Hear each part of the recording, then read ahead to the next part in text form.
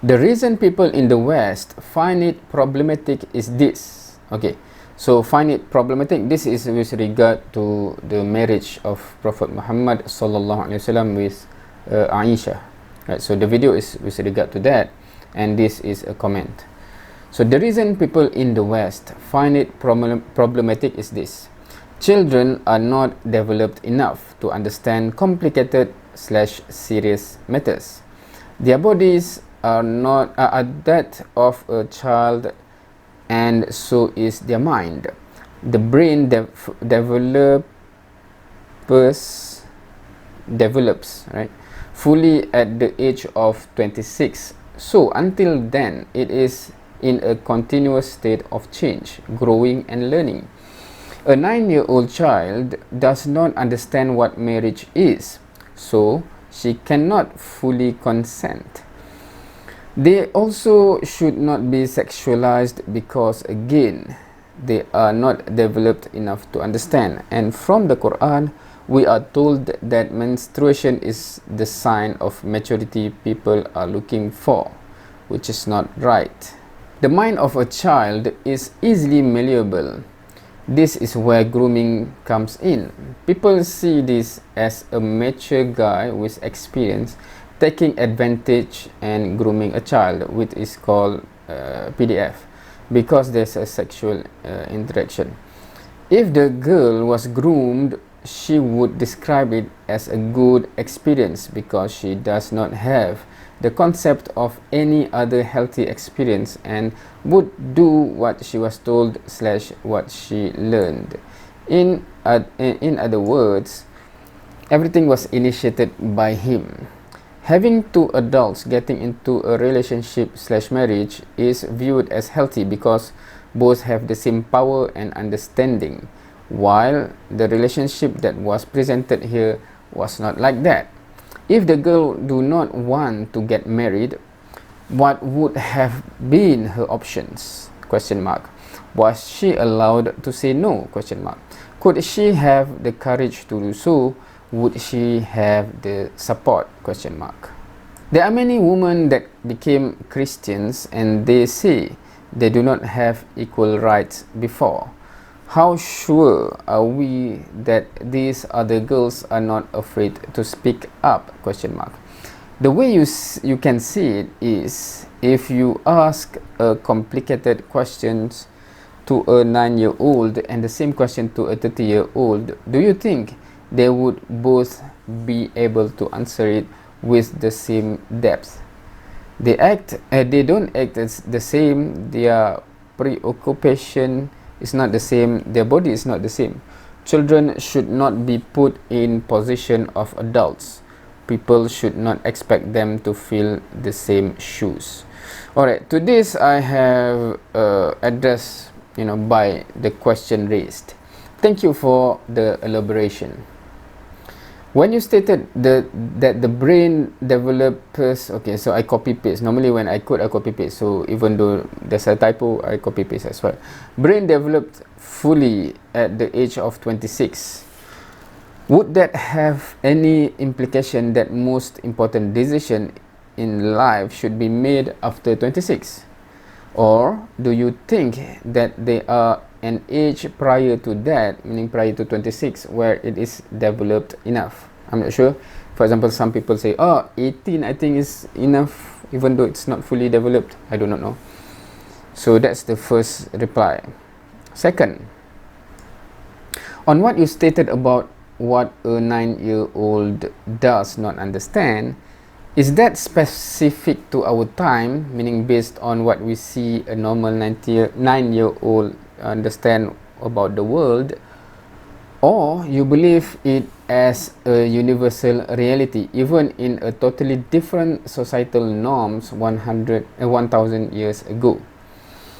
Despite a much younger age where people have to take adults' responsibility in society, and that people do get married at such a young age, hence do you see those girls back then that got married at such an age, went into marriage not knowing what it is, and it have a bad impact in their life as a whole? That's a question, meaning that Do you see that back then 1000 years ago as such as well, meaning they do not know anything, they do not know about marriage, etc.? Is that the assumption here, and is it true? And number 3, on the topic of consent and being sexualized, do you see consent for sex and marriage as two separate things, or one of the same, or related? If separate, do you have a different age for consenting to sex with same age counterpart? So for example, they are like 15 and 15, that's same age bracket, right? So do you see that consent for sex and consent for marriage is different? So marriage not yet, but for sex, you know, so is it like that, or do you see it as such, meaning that when you say 20 or 18 is the consent for marriage, that is also the same consent for sexual activity, right? So that's my question, because I would like to understand what she or he believed in. Number 4, I do understand the concern about taking advantage and grooming a child, where if that is the main concern, number 1, such thing is not the case with the marriage of the Prophet with Aishah, as can be seen by many hadiths narrated by Aishah herself about the whole marriage from beginning until the end. And number 2, in the Sharia, it is wrong to take advantage of someone in such vulnerable situation. Surah An-Nisa address the issue of people that took advantage of young girls in the society back then.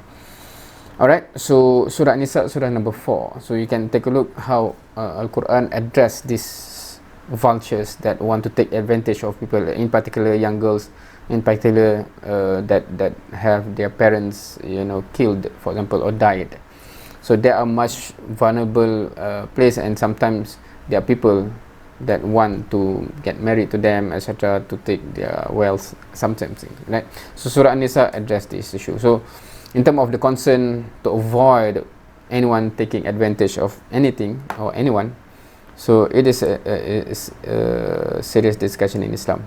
About your statement, if the girl was groomed, she would describe it as good experience, because she does not have the concept of any other healthy experience, and would do what she was told / what she learned. In other words, everything was initiated by him. What would you define, so this is my comment, what would you define as or describe as any other healthy experience? Because what mentioned here is that if the girl was groomed, she would say that it's a good experience because she cannot compare with other experience, right? So what do you mean by other healthy experience? Because it would shape how we will discuss this, right? So what do you mean by that? Just curious, between two options, so this is just to see her point of view, right? Between these two extreme options, what do you think? First, where all girls have a good happy life throughout her life without any other experience prior to marriage, right? So that's number 1. Number 2, and that is all she know. And second, where girls go through ups and downs and heartbreaks of relationships outside of marriage, and then a rocky marriage due to trust issue, etc. So between the two, right? One is she is not exposed to any other experiences.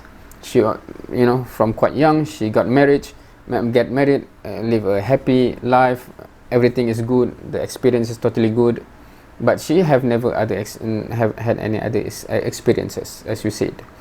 That's one thing, one option on the far extreme on one side. On the other far extreme is, you know, full experience, you know, ups and downs, and heartbreaks because boyfriend, girlfriend, etc. It is infused to it, that possibility, high possibility for heartbreak, etc. Right? And then after going all of those, even when you get married between those kind of people, it become a rocky marriage. There's trust issue, etc. Because you know you have experiences before going into marriage. You know your partner have also other experiences. Your first love, blah blah blah blah. Right? So between the two, if you have only two options, right? One, my life is so happy, so good, etc. But you know, you stuck in marriage, quote unquote stuck. You are happy, good life in marriage without any other experiences. So is that bad still in compared to this? I'm just trying to understand your perspective. And number 6, on your statement, having two adults getting into a relationship with slash marriage is viewed as healthy because both have the same power and understanding, while the relationship that presented here was not like that. So firstly, in the specific marriage of Prophet Muhammad SAW and Aishah, we can see no issue of power dynamics. Hence, there shouldn't be a problem with that marriage in this regard. Right? So if the concern is, okay, the power dynamic will be in balance, you can see even from the hadith from Aishah herself, you do not have that issue there. So then no issue then, right?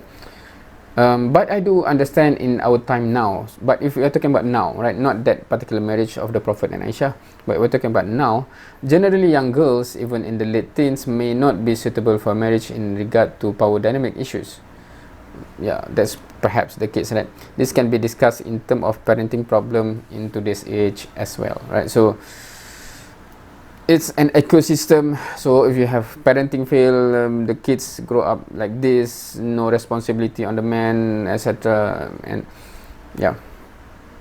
And number 7, on your concern, if the girl did not want to get married, what would have been her options? Was she allowed to say no? Could she have the courage to do so? Would she have had the support? Firstly, on the marriage of the Prophet and Aishah, the support is guaranteed by the parents, the parent of Aishah, Abu Bakr, right, and the parents. And this is a fundamental aspect of marriage in Islam with regard to the wali, which is a requirement of a valid marriage, right? So the marriage is not just the girl out of nowhere trying to decide on her own, right? There's the wali being involved there, and yeah. So secondly, if we are talking about our time, this is our time now, a practicing Muslim that is a parent and playing with the role of wali of the daughter, playing the role of the wali, would of course wish for the best for the daughter and should ensure that the daughter is not forced into anything that she don't want to. Then this include end up with a husband that is not good for her, right?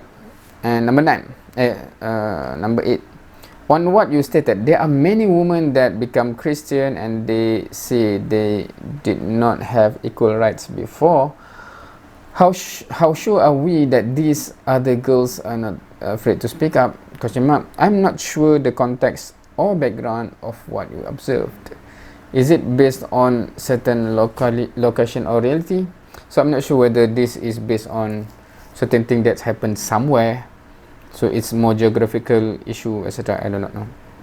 And number 9, on your question, if you ask a complicated question to a 9-year-old and the same question to a 30-year-old, do you think that they would both be able to answer it with the same depth? If you are asking about now, the reality now, obviously the answer would be different, meaning that the depth will be very much different. While if you are asking about 1000 years ago, I wouldn't know. Honestly, I wouldn't know. And this made me remember when my great grandmother told me that my father, because she is the one that took care of my father at secondary school, is meaning my father back then at secondary school, it's much mature than myself at the age of university. This is how my great grandmother see me, right? Due to a different exposure and responsibility in family and society that both of us are exposed to growing up. So because my father is growing up in a surrounding and scenario and backdrop of that push him to take responsibility a lot more than me growing up playing video games, etc., right? So yeah, so the mature level of mature when I'm approaching 20 is still less than what he had, in terms of maturity in his like 14, 15, 16, right? At the same time, perhaps the ability to answer, okay, so I'm not sure, okay, so that's So I'm not sure how significant different life was 1000 years ago. So that's point number one. Right? Even me and my father is very different from that perspective, the maturity, etc., because of the exposure level at different age. So what about 1000 years ago? I do not know. Right, so that's number one. Number two, at the same time, perhaps the ability to answer complicated questions as a prerequisite of marriage can be analyzed, where perhaps nowadays, due to complicated life with insurance, mortgage, debt, etc., makes it a necessity, while 1000 years ago, life is relatively so simple that it does not require such ability for marriage. So meaning that, because the litmus test here is that if you ask a complicated question, right, if you ask a complicated question, so perhaps now anyone who want to get into marriage have to have understanding and ability to answer complicated question, perhaps because there are what I mentioned there, finances issue, mortgage issue, debt issue, etc., right? But 1000 years ago, life is so simple. So to get married, you do not have to have the ability to answer things that is university level, for example. I do not know. Now, number 10. On your statement, children should not be put in position of adult. People should not expect them to fill the same shoes. Yes, indeed, in Islam, we should not put someone, especially our children, in places or situation that is not suitable for them. This reminds me of when a bunch of 13 years old boys wanted to join the battle. I forgot which battle this is, but for those who are familiar with the Sirah, I think you are familiar with this story, right? So there's several 13 years old boys who want to join, and the Prophet says they were too young. Okay, even though you are eager, you are too young. So they argue back, telling that some of them say, I am better than the adults. I can show you, I can wrestle them, I can beat them, etc., right? So some of them show archery skill, some beat adult in wrestling, and some of them ended up being allowed to join, while some others are denied because they are physically not as strong as the adults, and went back crying to his mom for not being allowed to join the battle. Just reminded of this event as one of the many events indicating that the care and consideration is part of the religion as shown by the Prophet. So what I'm saying here, why this story suddenly comes to mind, is because the Prophet actually care about this. And wait, you are too young, and then only being led because they say I can beat the adults, and show me. They actually wrestle, and the kid, the bigger kid, actually beat the adult in wrestling, right? So okay, if you're that strong, then yeah, I cannot prohibit you from joining, right? And some actually show archery skill. I can do this, right? So yeah, so that's my response to that question. There are a lot of questions and some elaboration why the people on the West find this is problematic. So I hope I have addressed all the concerns, because it's not like we push aside the concern. It's embedded in this ecosystem of Islamic system to take care of all those concerns, actually. Yeah. Alright, so that's it for this one. Thank you for watching. See you next time.